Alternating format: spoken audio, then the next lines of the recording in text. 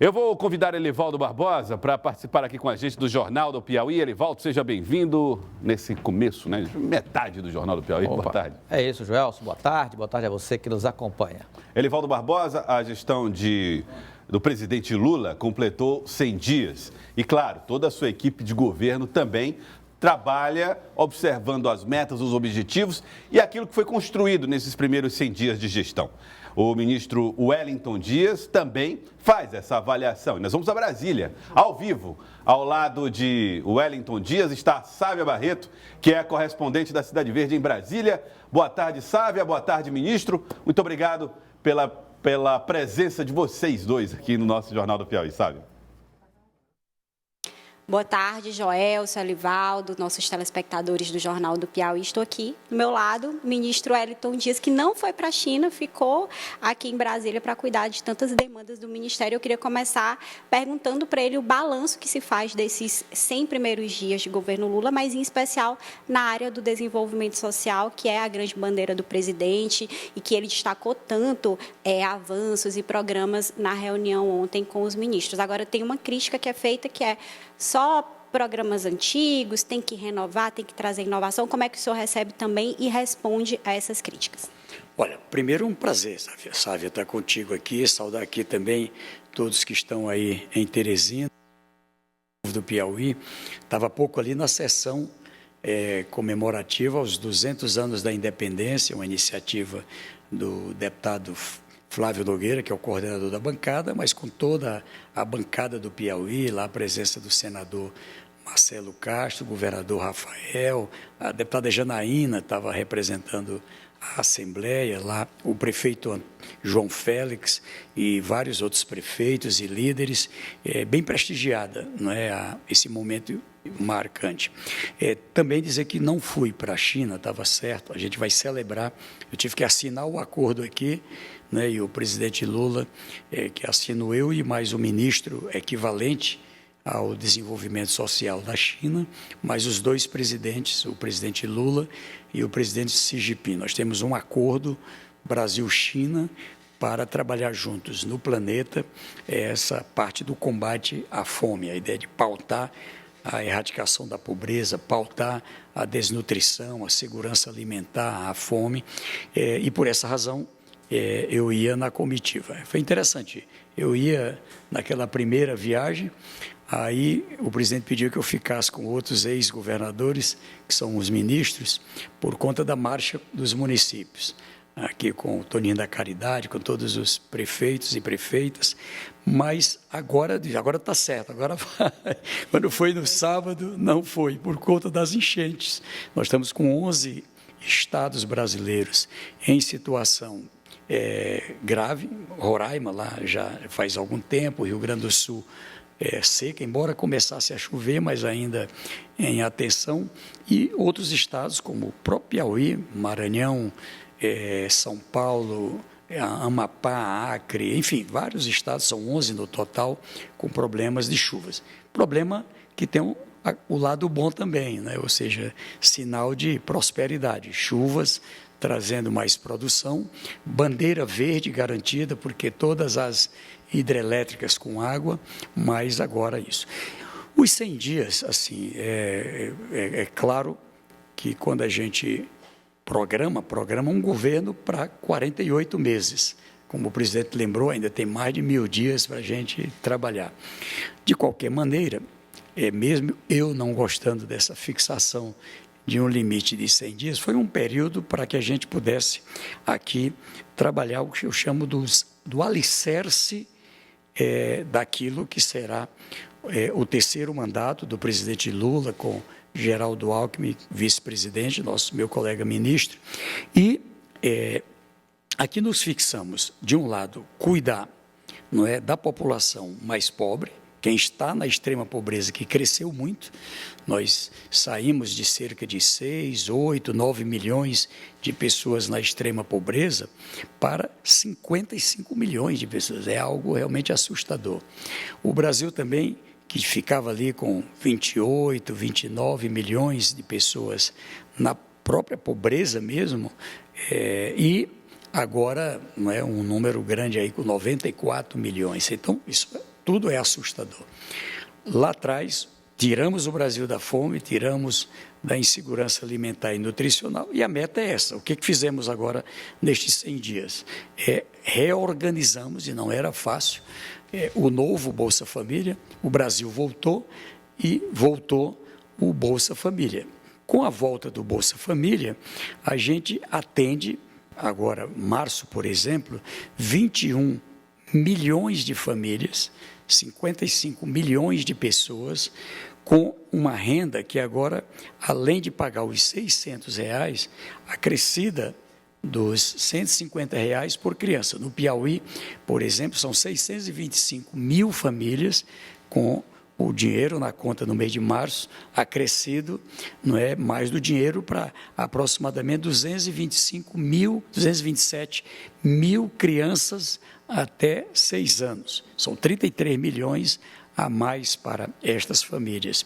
E ainda com uma situação em que a gente vai atender com mais um acréscimo de R$50 gestantes e crianças de 7 e adolescentes até 17 anos.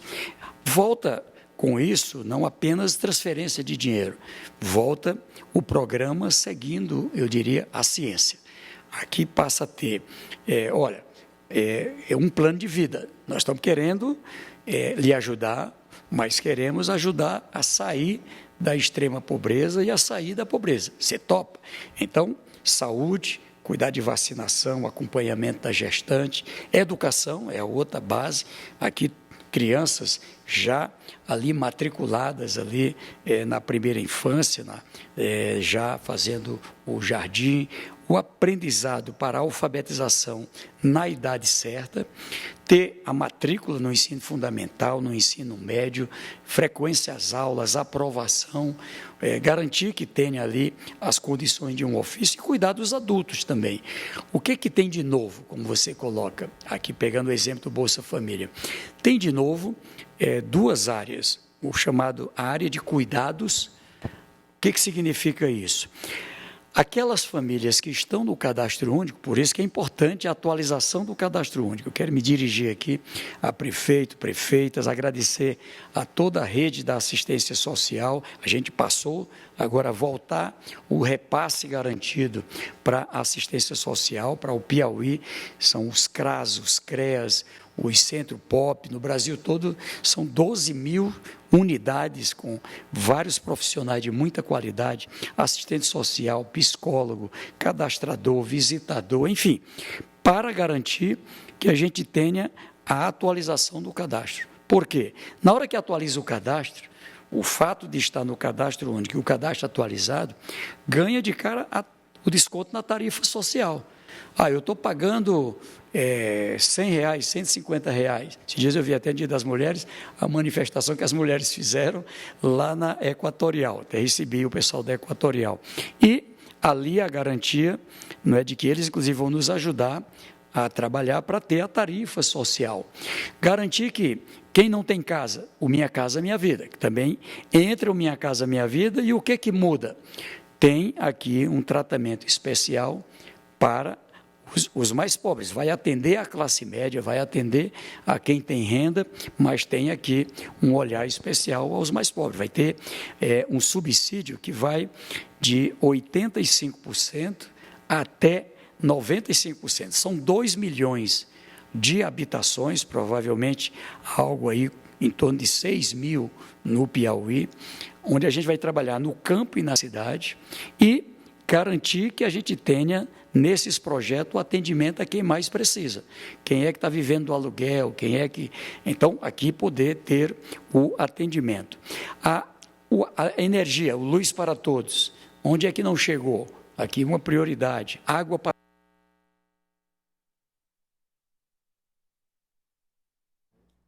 Tivemos um problema no contato com a Sávia Barreto e o ministro, vamos tentar retomá-la, Elivaldo Barbosa, mas na primeira fala do ministro a gente consegue ver que eles avaliam que deram muitos passos dentro desses 100 dias no que diz respeito às questões sociais, Elivaldo. O ministro Wellington Dias, ele tem reafirmado o desejo do governo federal de emancipar a faixa da população atendida pelo programa Bolsa Família. O que é que significa essa emancipação? O que o ministro estava expondo agora há pouco para a Sávia Barreto, exatamente de dotar de investimentos, de infraestrutura, de investimentos em educação, em saúde, na assistência à saúde, para que essas famílias possam, através da educação também, deixar o programa e buscar oportunidades no mercado de trabalho, enfim, numa atividade produtiva, ou seja, ter uma ascensão econômica e social importante como um objetivo, um traço importante do novo programa Bolsa Família. Vamos então voltar a Brasília, Sávia Barreto. Agora sim, Sávia, temos você, o sinal perfeito com o ministro Wellington Dias. Pronto, retomamos. E passo para o estúdio, Joelson, para você, para o Elivaldo, perguntas para o nosso ministro Wellington Dias. Falar a respeito dessa agenda internacional do presidente Lula, essa primeira viagem à China. Qual a importância que ele vê no estreitamento dessa relação, sabe?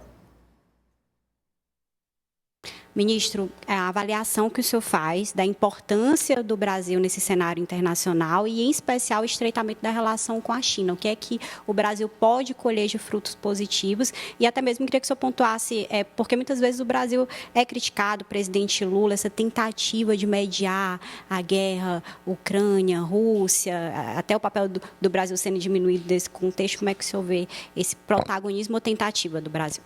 Olha, primeiro saudar aqui o meu querido Joelson, ali também o Elivaldo, toda a equipe aí da Cidade Verde, meu querido Jesus também, os dois Jesus, viu? Então vejam, é claro que internamente a gente está preparando o Brasil para a economia crescer. Veja que aí com o novo arcabouço fiscal, a política que faz crescer a massa salarial no Brasil, estimulada pelo crescimento do salário mínimo, o poder de compra a partir das faixas de isenção da tabela do imposto de renda, que faz a classe média voltar a ter poder de compra, crescer, tirar a gente da pobreza, como eu falei, que é a missão para poder trazer para a economia. Quando você tira alguém do Bolsa Família, significa que aquela pessoa triplicou, quadruplicou a renda por pessoa da família. Isso é fundamental para não só ter o que comer, ter uma condição de vida. E o presidente Lula sabe que à medida que tem crescimento no Brasil, precisa exportar, precisa ter uma integração com o mundo. Então, ele foi aos Estados Unidos, ele esteve aqui na América do Sul, agora está fazendo duas agendas, a China e também o mundo árabe. Ele vai ter uma agenda em Dubai também. E nessas agendas, tratando de ampliar negócios. Então, isso é fundamental. Qual é o lado que eu destaco? O presidente Lula é o maior embaixador do Brasil. Ele é respeitado no mundo inteiro. Ele é um presidente diferente de muitos presidentes do Brasil e do mundo. É um líder que abraça causas. Assim como você lembra e admira o Mandela pela causa contra o apartheid, você lembra Gandhi, como líder pela paz. Eu digo que o presidente Lula é respeitado no mundo como um líder que tem toda essa preocupação com os mais pobres, ou seja, ele não consegue controlar sua indignação em ver um país que é o quarto maior produtor de alimentos do mundo, 33 milhões na fome. Mas ele não quer ver só o Brasil, ele quer tratar o mundo. E a área ambiental. A área ambiental também é uma pauta que ele abraça, se soma com o presidente da França, o Macron, que também se destaca nessa pauta, esteve lá pedindo o apoio do Biden, está lá discutindo com a China, para o cumprimento de regras do Acordo de Paris. Então, eu digo que isso é fundamental. E ele é um líder da paz. Ou seja, esse diálogo que ele faz no Brasil com os mais diferentes setores, muitas vezes não compreendido, o diálogo com a oposição, o diálogo com prefeitos independentes de partido, o diálogo com governadores independentes de partido, o diálogo com pessoas do Supremo. Mas esse ministro foi quem julgou ele lá atrás. Passou, ele não olha para trás, ele quer olhar para frente. Então, reduzir o ódio. A gente viu esses casos últimos lá em Santa Catarina, em alguns lugares. Então, essa preocupação com as mulheres, a preocupação que ele agora celebrou um ato para a igualdade nos salários, mesmo trabalho, mesma remuneração, homens e mulheres. Então, Eu diria que causas que o presidente Lula defende são causas universais, são causas do Brasil, do meu estado, do meu município, da minha casa, muitas vezes, mas são causas do mundo. Então, isso tem uma vantagem. Respeitado no mundo, todo mundo abre portas para ele, e ele quer, sim, a paz da Ucrânia. Não é razoável a gente estar lá todo mundo só mandando dinheiro para mais bomba, para mais arma, e ninguém preocupado com as pessoas que lá estão morrendo. Morrendo do lado da Rússia, morrendo do lado da Ucrânia. Então, ele tem, sim, essa preocupação, ele quer abrir um diálogo para pacificar essas regiões de tensão. Ministro, falando um pouco sobre política, né? Política piauiense. O senhor, como essa figura que conhece muito experiente, como é que o senhor observa dentro do PT essa disputa para ser o candidato a prefeito de Teresina, uma antecipação e até críticas que os próprios pré-candidatos têm feito? Fábio Novo disse que Franzé Silva não cumpriu o acordo, é desleal. Franzé Silva diz para Fábio Novo chorar menos. Como é que o senhor vê tudo isso? Bom, a candidatura, a gente ter várias alternativas é uma coisa boa, ou seja, não é, embora pareça comum, mas não é todo mundo que tem a coragem, estou colocando o meu nome aqui à disposição para uma candidatura, não é, a prefeito, a prefeita, e sei que no nosso campo político são várias candidaturas. O que eu tenho dialogado aí com minha modesta experiência, eu acho que a gente está longe. A eleição é em 2024. Agora, que tal se todo mundo, não é, centrar na pauta do povo? Não é, acompanhar as obras que estão em andamento, está aí o Minha Casa Minha Vida, a gente trabalhar projetos para poder, em Teresina, em cada município, a gente ter o máximo de projetos de habitação. Se a gente cuidar, não é, agora com a política, agora nessa área de organizar estruturação de projetos para tirar gente da pobreza, colocar a carteira de financiamento na agência de fomento, estava há pouco conversando sobre isso com o governador Rafael, o Banco do Brasil, a Caixa Econômica, o Banco do Nordeste, vários bancos que serão parceiros. Estou trabalhando para a rede privada também vir para esta pauta, dialogar com as empresas para poder a gente ter o máximo. Agora estou conversando com o Grupo Mateus, o Comercial Carvalho, com o pessoal da construção civil, várias áreas do Piauí e do Brasil. Hoje aqui tive com a área da indústria, liderada por mulheres. Eu achei surpreendente. Elas, nós queremos trabalhar. Estava com líderes agora há pouco de São Raimundo Nonato, não é? Lá o Ronaldo Mareta, lá da Mareta, lá juntamente com o vice-prefeito Rogério, líderes de São Brás, líderes lá do município, o Rony, que vieram colocar, olha, a gente está com um projeto lá para ter, de um lado, a comercialização de confecção de roupas, e a Noroeste está interessada em adquirir, em comprar uma quantidade, estimulando as pessoas produzindo. Lá na comunidade Onça tem gente lá produzindo, né? Até citar aqui uma cena que eu achei fantástica, uma mãe, não é, trabalhando na máquina de costura, dando de amamentar para a sua filha, seu filho, e trabalhando em casa. Não é? Então, isso aqui é importante. Tinha um grupo também que tem uma distribuidora, várias distribuidoras de peça, de motocicleta, que querem, aqui com o Ministério, e a gente vai apoiar, qualificar mecânicos, pessoas para a oficina, financiar.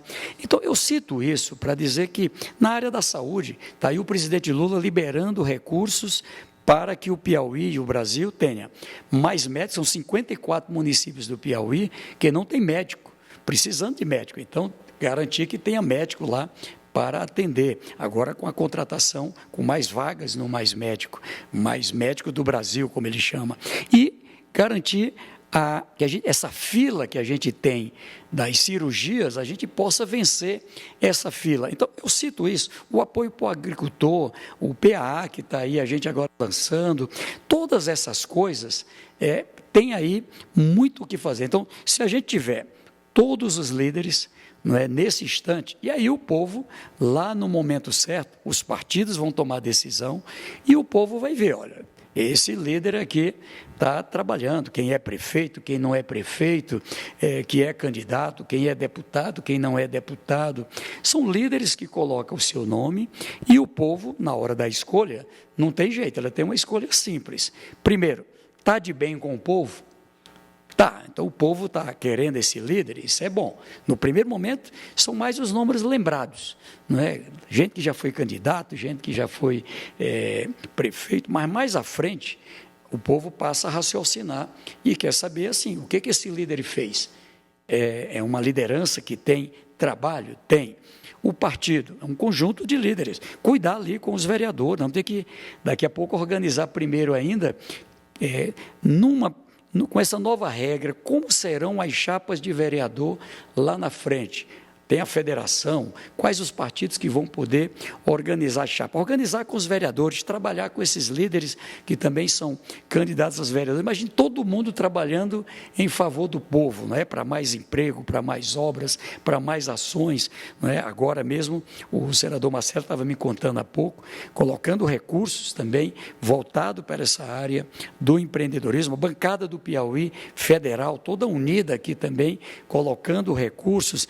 Então, integrando aqui, o governo federal, não é, com todo esse apoio do presidente Lula, com o governador Rafael, com toda a sua equipe, com os municípios, o setor privado, eu acho que a gente vai dar bons resultados e o povo vai aplaudir.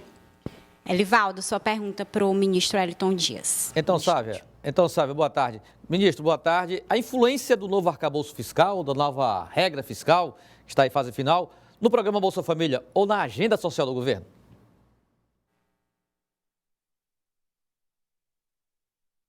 Não ouvi pergunta. Nós vamos ver se a gente consegue restabelecer. A Sávia não ouviu a pergunta. Vamos tentar restabelecer para a gente repassar a pergunta para o ministro Wellington Dias. De que maneira o arcabouço fiscal, né, o plano que foi apresentado pelo ministro da Fazenda, Fernando Haddad, pode influenciar nessas medidas. Afinal de contas, Elivaldo Barbosa, para a implementação das medidas sociais, é preciso que haja recursos para isso, né? E é preciso destinação orçamentária. Tanto é que o programa Bolsa Família, ele teve que furar o teto, teve que ir para o Congresso Nacional essa permissão de gastar além do teto de gastos, ou seja, além do teto estabelecido constitucionalmente, que é a regra em vigor no país ainda, não é? E o programa Bolsa Família está fora dessa regra, com aprovação, com o aval do Congresso Nacional. E agora, o novo formato que estará apresentado aí pelo ministro Fernando Haddad nos próximos dias, interfere, provoca alguma limitação no programa Bolsa Família ou na agenda social do governo? Será que a Sávia ainda não consegue nos ouvir, a Sávia? Vamos ver se a gente consegue organizar para que ele possa explicar para nós, né, o ministro possa explicar para nós qual vai ser o papel, né, de que maneira o arcabouço fiscal do ministro da Fazenda, Fernando Haddad, pode proteger essa política social, que é uma prioridade da gestão do presidente Lula, na sua terceira gestão, né, na sua terceira passagem pela presidência da República. Isso já ficou claro, né, desde o início. Então vamos ouvir, Sávia, de que maneira o arcabouço fiscal pode ajudar nas políticas sociais do governo Lula, inclusive nos projetos Bolsa Família e projetos do Ministério do Desenvolvimento Social. Ministro, o Joelson e o Elivaldo querem saber no estúdio que o senhor explique até para a população a importância do novo arcabouço fiscal. Qual é o impacto, até porque a gente também sabe que dentro do PT existe algumas críticas, uma certa resistência, e qual é a importância desse projeto que foi entregue, que deve ser entregue agora oficialmente à Câmara. Olha, primeiro, ela tem uma importância porque ela tira uma regra que travava o Brasil. A regra do teto, ela nem tinha controle e eficiência nas contas públicas. Veja que só piorou a situação do Brasil, cresceu o endividamento, cresceu o déficit nas contas públicas, ou seja, a receita menor do que a despesa.